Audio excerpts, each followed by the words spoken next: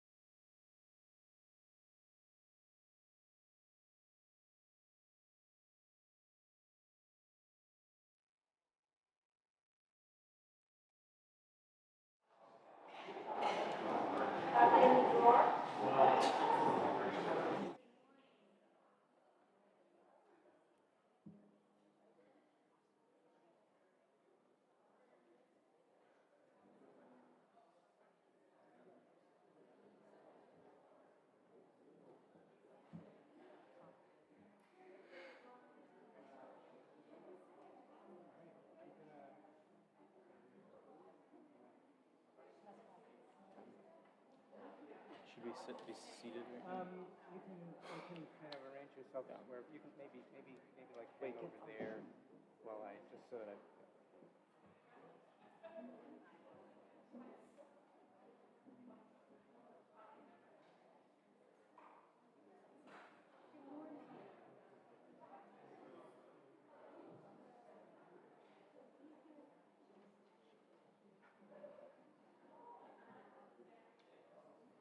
Right?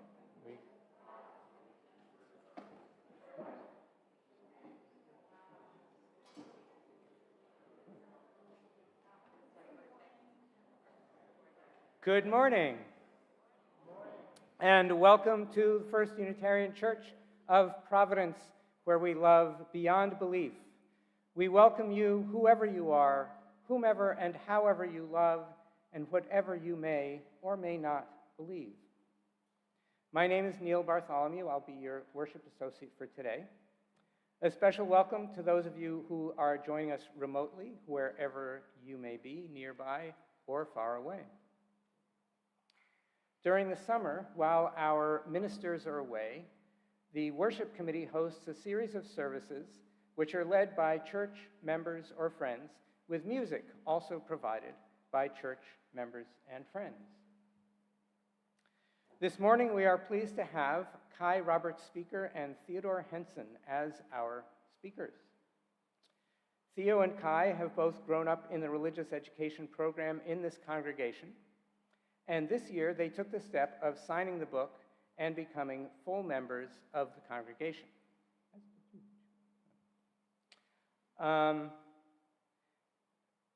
They have both served on the worship team and joined in making music with the church's community band, while still maintaining their close connection to the youth group. Between the three of us, and with the late addition of Eve Grady, we will be providing the various musical elements of today's service. Let us now center our hearts and minds as we begin our worship together.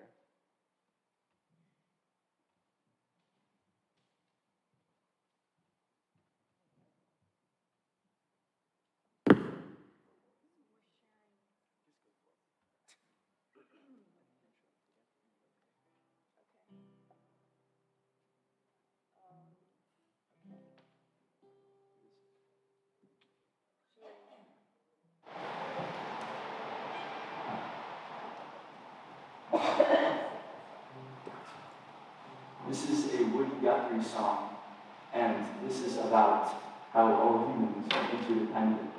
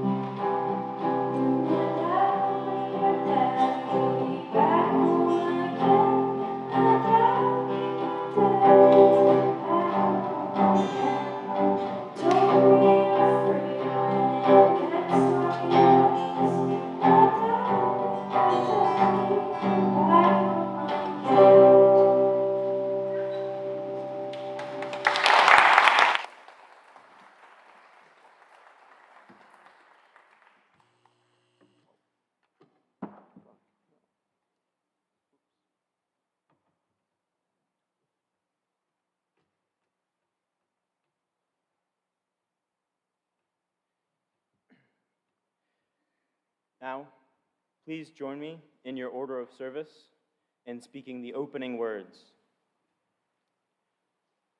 This light burns also in our hearts, and it lights our path toward harmony, justice, and hope for all. And now is the time in the service where we greet each other. So stand up as you are able and turn around and greet the people around you. Wander down the aisles, greet the people who aren't around you, and chat a little bit.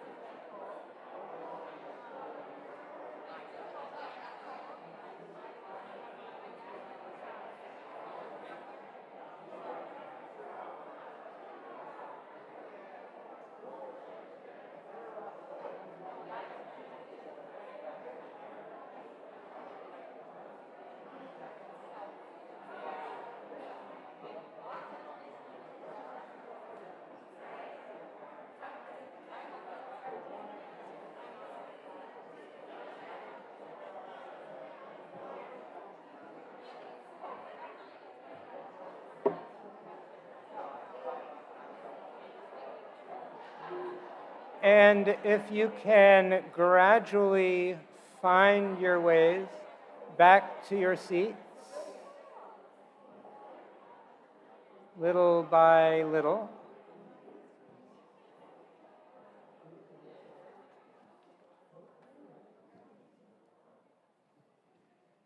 You can have your seats. And actually, before you get totally settled in your seats, let's all wave to the people at home at the camera. Hi, everybody.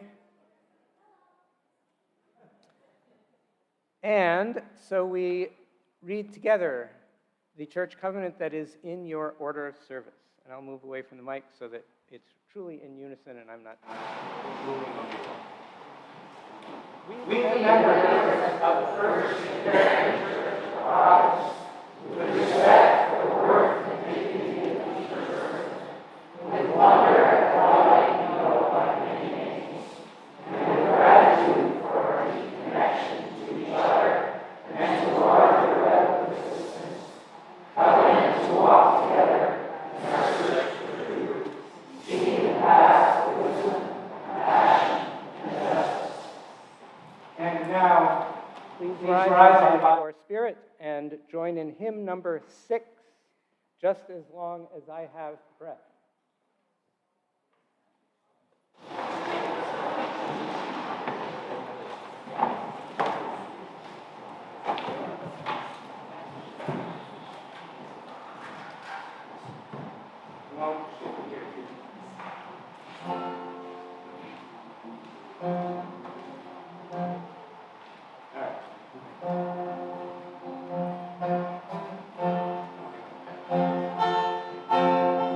Just as long as I have breath, I must answer yes to life. Though with pain I make my way, still with hope I each day.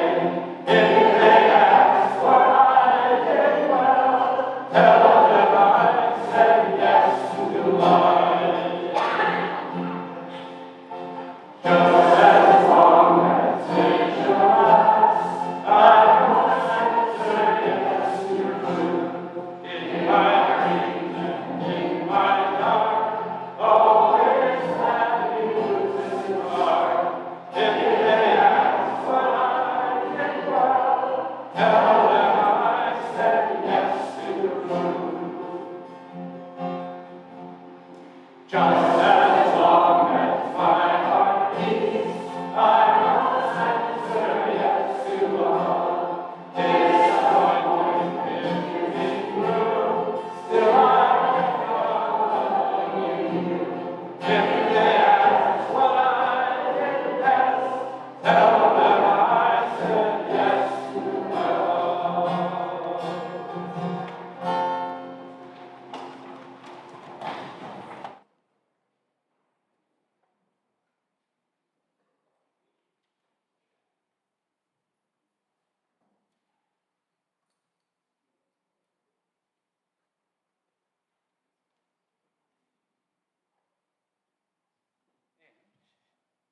Shifting, taking off one hat and trying another on. Our reading today is Dear Divine Spirit by Vanessa Titang. Sort of in the spirit of today's service of inquiring into we as human beings, what is our relationship to both those ununderstandable entities that preceded us and are all around us already, and those ununderstandable entities that are perhaps coming into being. Dear Spirit, what is the meaning of life, the purpose for our living? Are we your playthings or your precious children? Were you lonely once in need of us? Are you lonely now? When we pray to you, why are our answers roundabout? Why do they come in mysterious ways that make us question, that make us doubt, that make us wonder how much is our imagining? Why can we only perceive you in the images of others, in the sunlight, in the beauty, in the majesty of creation? What is your true form? Is it too much for us to bear, as it has been written in the Scriptures? Are there angels and are there demons? Are they figurative or literal? Should I worry about the prayers I send and whom they end up with? I believe in your grace and protection and cannot imagine them slipping through the cracks. Are we wrong to give you a name? Does it diminish our praise of you? Is this putting your name in vain? I dance around the word God, for that seems to not to capture everything I know you to be. What is the word I should use that is suited to me? Dear Spirit, I know I will not receive a word from you in answering all these questions. I know I should seek in unexpected places, even in my own thought, that you put in my mind for answers to the mysteries, some that are never meant to be answered. I know I should find you in the rainstorm and the raindrops and the majestic tree and its leaves. I know you are in the cracks on the face of an elderly woman and the sparkle in the eye of a newborn babe. I know you are in the DNA of the most infinitesimal creature and in structure of the mountain range. You are in my bloodstream and my spirit. You are in space between bodies and in the makeup of those very bodies. You are the vessel and the empty space that makes the vessel what it is. You are everything we are in, and we are made of, and more. You are the heavens and the universe, and that further on, that gravity that makes it turn, and the gas that burns the stars and the light that they emit. You are a precious, heavy, weighted idea, too much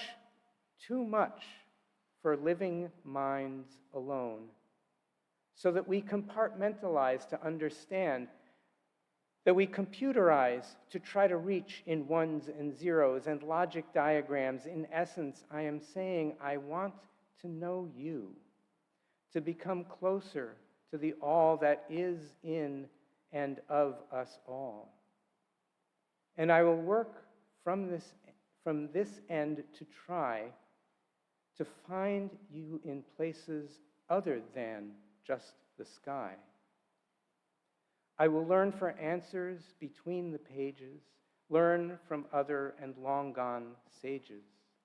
We'll find the truth that you finally speak, and thank you for this all eternally. Amen.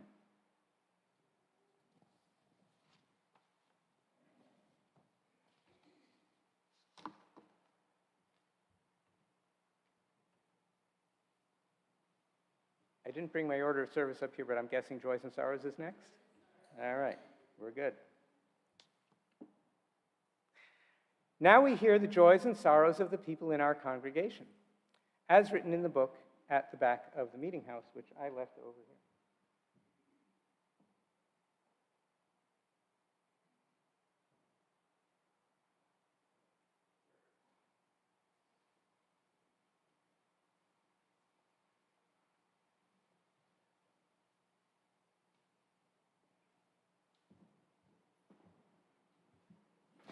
So for all you worship associates who are on my team, who worry about what happens if you don't get it all smooth and all looking well prepared, this is what it looks like, and you know what? Nothing awful happens.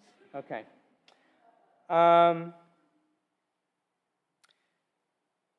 We now hear the joys and sorrows of the people in our congregation, as written in the book at the back of the meeting house. Our partner church in Transylvania carved the beautiful candlestick and pedestal for the large candle from which we light our individual candles of joy and sorrow. Today we have just one entry from Jen Nardone, who says, "A candle of joy and gratitude to my son Theo for starting us on the journey of hiking the 48 4,000 footers in New Hampshire, and for completing the goal after 8 years. last Sunday in the rain on Briarcliff. And thanks to all who linked with us, who hiked with us. These days, link is more. All those who hiked with us. We have names. Except I'm not sure if I can read all of them. I got John Henson. I got one I can't quite make out. We got Cynthia what? Okay. Oh, the dog, Hazelnut. Okay, got it. Cynthia Roberts, Kai, Robert Speaker, and Lisa Tuck. Thank you all. Okay.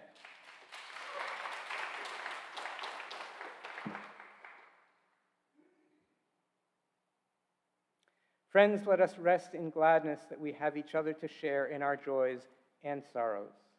It makes all the difference.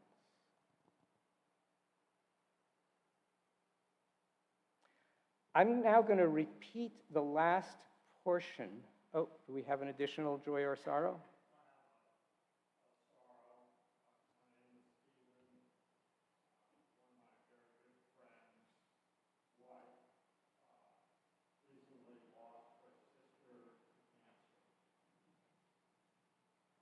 All right, so Stephen's friend's wife recently lost her sister to cancer, and so we will keep her in our minds also.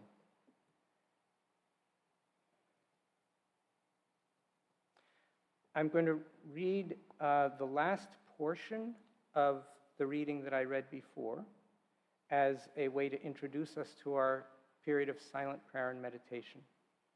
During this period of silence, if you have lost someone close to you in the past year, you are welcome to stand or raise your hand in recognition of that loss.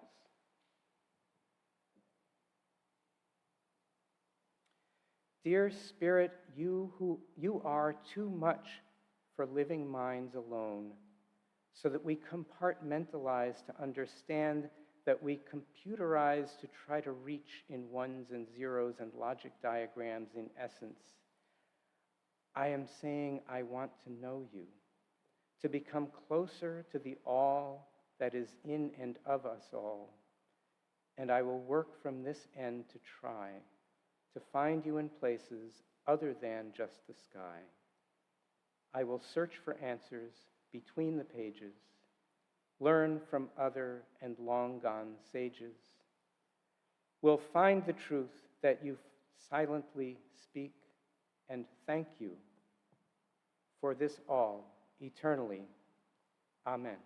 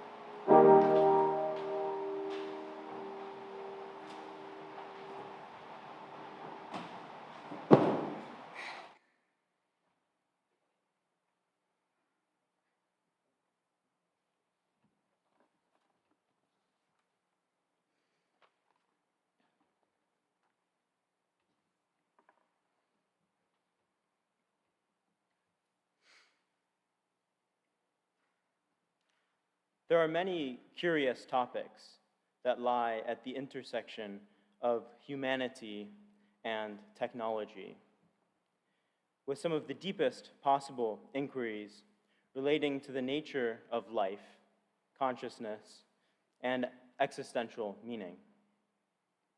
Many of these topics are intertwined, and as a convenient entry point to explore, I would like to draw your attention to art. This may seem arbitrary at first, but art is seen by many as a subject that is essential to humanity. And with technological improvements, it is increasingly replicable by machines. For instance, a piece generated by artificial intelligence, or AI, recently adorned the Order of Service cover at Coming of Age.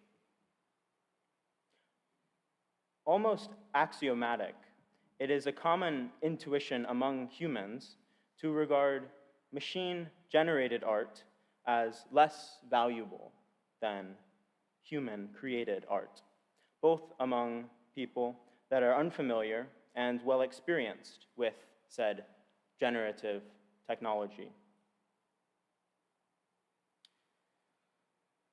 But let us draw out the reasoning, the begged why. There is a lot of depth to this question, and of course, to all of the questions we will prod at today. Do not take this service as a philosophical treatise, but as mere pondering, with the hope that it may make you look at something differently. First, why is human art valuable at all? One could look at the value of art as being twofold, with both aesthetic and abstract properties. Art with aesthetic value can innately look pretty and can also be very difficult for humans to create. Abstract value is related to what the art depicts and what the artist's intentions were in making it. This value of art can be hard to put your finger on, and of course it's not objective. Machines can already create very aesthetically pleasing artwork, but these productions are often scrutinized. A possible explanation is that this computer art is not attributed any abstract value, and perhaps without this, it is not seen as valid art. Maybe this is a similar feeling to encountering a knockoff or a fake replica of a famous portrait. It's not authentic, even though it has the same aesthetic value. So, what makes art authentic? What gives art this abstract value? I think that its creation must be imbued with what might be called the human condition, the inherently human past experiences of the artist that led them to create. This is what's valued by others in artwork. From here, let's posit some different types of machine-created or AI-generated art. The first type could be what we're kind of familiar with talking about. It's aesthetic art with no sort of experience or abstract value added to it. This is the scrutinized AI art, nothing too complex. But what if we could imagine a second type of AI art, and go along with me here, it might sound far out, where maybe in the future, machines have their own sorts of experiences that humans cannot understand, but which inform them nonetheless. A machine condition like the human condition. As an analogy, imagine that birds, or any non-human, organic being, can create artworks. We wouldn't really recognize it because birds aren't informed by human experiences. But to birds, their creations, informed by bird experience, would have abstract value and be legitimate bird art. To summarize, our art is inherently human. But that is not to say there couldn't be independently valid systems of bird art or machine art. Of course, this thought experiment depends on your ideas about the possibility for the future of AI. It depends on if you think machines will continue to grow in capability or will remain subservient tools of humans. Both are fairly reasonable camps, as the future is uncertain. But with art, and as with other ideas, even to fantasize about potentially fictional technology can reveal relevant truths about humanity. And if you're really open about the future of machines and start to loosen the distinction between the brain and some future technological being, one that processes things like how humans do, you could think of a third type of AI art that really evokes human emotion and the abstract sensibilities of humans. Is this possible? Or would it still be like a fake replica painting? Maybe, maybe not. But it's fun to think about.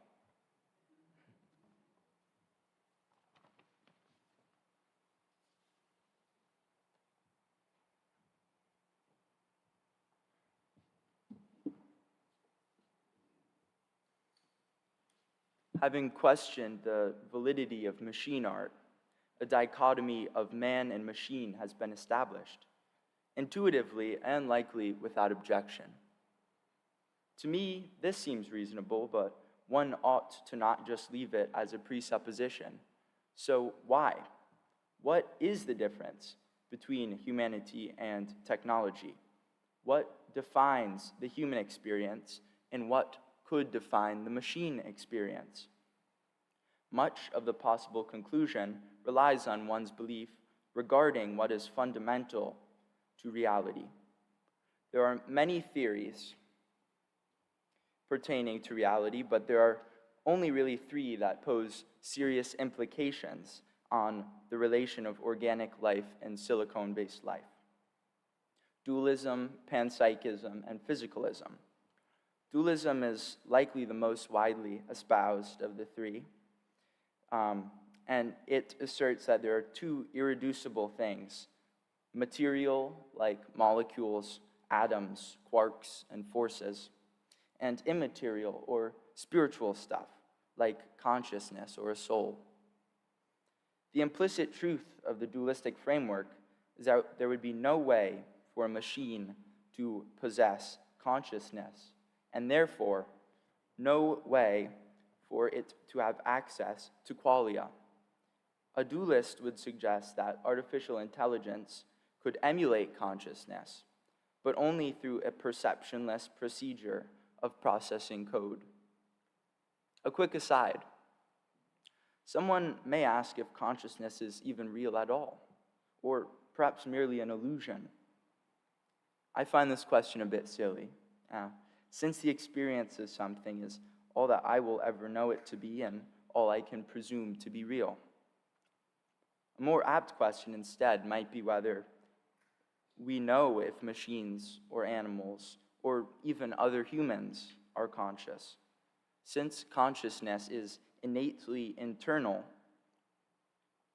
there's no way to definitely say that a computer is conscious or not. After all, a computer could be running a program that's job is to convince you of its consciousness. But the same skepticism should just as well apply to any other animal or human. We're just as removed from our next-door neighbor's consciousness as we are from a machine program's, saying it could possibly have one. However, following the scientific method of inductive reasoning, we should infer that other humans are conscious, since they exhibit qualities of consciousness. And it's my belief that the same respect should be granted to anything trying to convince you of its consciousness, except, say, a system humans commanded to say things.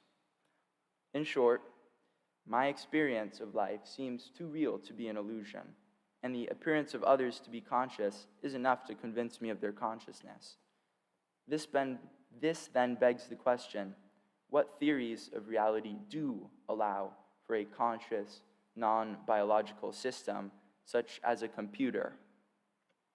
Physicalism or materialism is a predominant theory that comes to mind.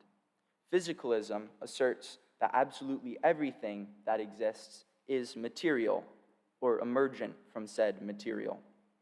A materialist might think that the human body is simply comprised of atoms, and that these atoms engaging in chemical reactions cause phenomena like sight or taste. Sight and taste are emergent from material because they are a real thing, but can be reduced to the interplay of physical forces, meaning there is nothing fundamental about the experience itself. In this philosophical tradition, consciousness is a brain state, or simply put, just a nervous system constructed of electrons and quarks with an electrical pulse traveling through them. This means that if physicalism is true, a complex enough computer could absolutely experience consciousness, as a brain is just a complex organic computing system. Another theory that would support a conscious computer is that of panpsychism. Panpsychism suggests that even non-biotic things possess consciousness on some level, possibly proto-consciousness, possibly proper consciousness. This means that if enough smaller conscious particles come together, they would form a more complex consciousness, which could be biological, technological, or cosmic. For example, a galaxy is an organization of particles like a brain, so why is it not conscious? Simply because it does not reproduce its cosmic code to a babe galaxy? If panpsychism is true, then compiling enough proto-conscious particles into a machine would result in a conscious machine. And panpsychism is the most eccentric of the theories for sure, so I personally ascribe to it. So how do all these theories merge into a running model of what, if any, could be a real machine experience? You might ask if I have made any sense of this at all, and if so, what is my verdict? And in the most UU fashion, my answer is both yes and no. I don't know if the world is material or spiritual. Neither do I know whether consciousness is innate or emergent. But here is my best attempt at what I think. Firstly, consciousness is the experience of phenomena or qualia of things, which I do not think is limited to carbon-based life. This is to say that I believe machines could be conscious. However, just as a bird experiences consciousness completely different than a human, it's reasonable to assume a machine would perceive consciousness vastly different too. And the brilliantly torturous thing about our consciousness is that it unconsensually forces us to feel our limitations and crutch upon our capabilities. Life within constraints, in turn, informs our consciousness viciously. This, in my mind, largely defines the human experience. These same constraints would not exist for AI, but different ones could, depending on technological capacity. In turn, I believe this would shape machine consciousness and define the machine experience.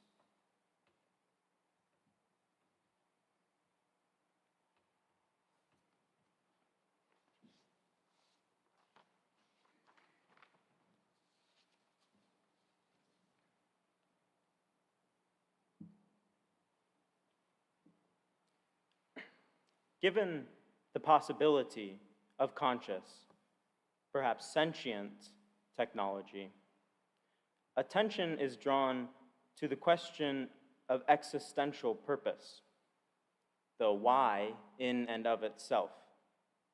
For most worldviews place humans at the center of concern, as we are easily separable from the rest of the world by our obvious creative and intellectual potential. But what if technological systems were to rival these qualities, and to rival them to a point where humans could seem replaceable? Already, there is the phenomenon of automation, with people's jobs being replaced by machines, which is its own subject altogether. But what if humans were replaceable on another level, on an existential level, as our uniqueness and perhaps our value comes into question? To some, this might already be a silly point of view, but it is maybe an intuitive one based on what we've been saying about art and about consciousness. It might seem that the things we have said are belittling of humanity, making humans seem less unique, less interesting, and therefore less valuable. But really, we'd like to assure you that, yes, this would be a silly point of view. Because if humanity and technology were to become more or less the same, for another thought experiment's sake, then how would the difference between you and a machine be any more threatening than the difference between you and your human neighbor? You don't care that your neighbor has a different worldview than you. Therefore, machine art is not in conflict with human art.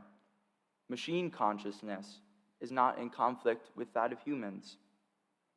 Really then, we should be free to continue to live with whatever purpose we please, to continue to love, to dance, and to sing, things that are uniquely human. Or maybe they won't be. It just doesn't matter.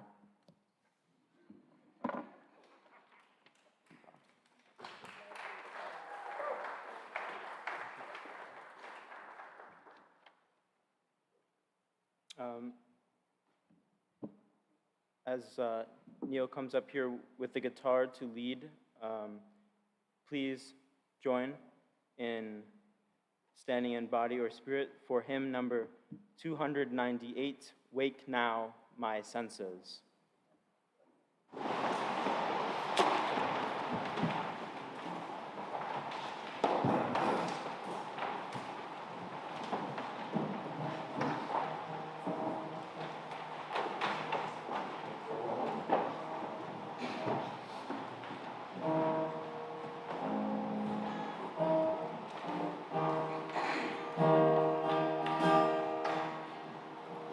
Wake now my senses and hear your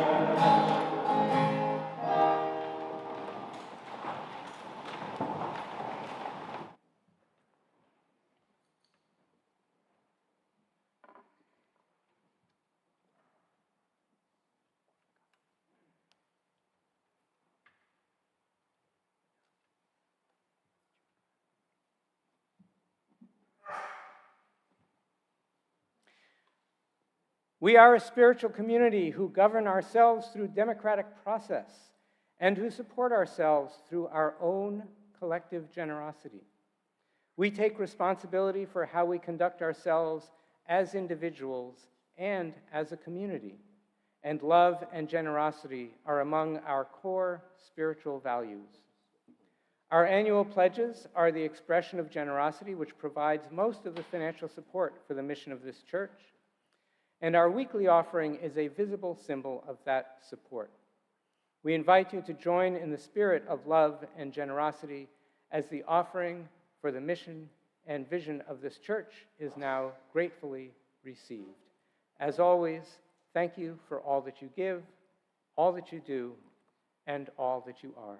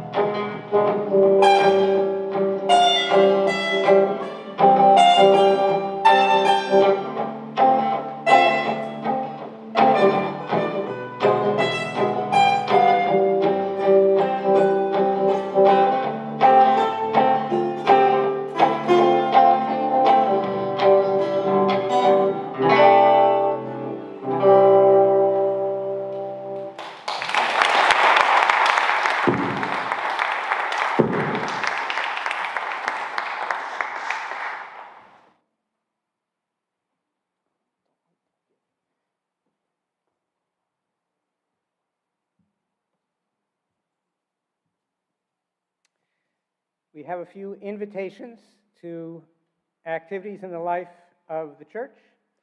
Today, after worship, is an open meeting sponsored by the Legislative Ministries team, of whom I see some representatives over there.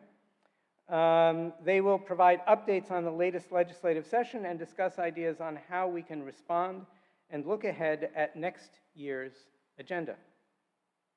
All are welcome in the Haynes Room, sort of straight back in the parish house, if you don't know the Haynes Room, after you pick up your snacks.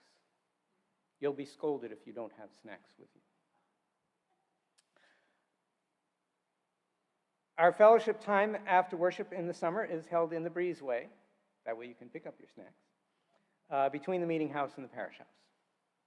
Our services next Sunday will be presented by Rick McIntyre on the topic of how working in a real haunted house increased my faith in agnosticism. Rick has been working for a number of years at the Lizzie Borden House in Fall River, and as you know, he's a great storyteller, so he'll probably have some good ghost stories for us.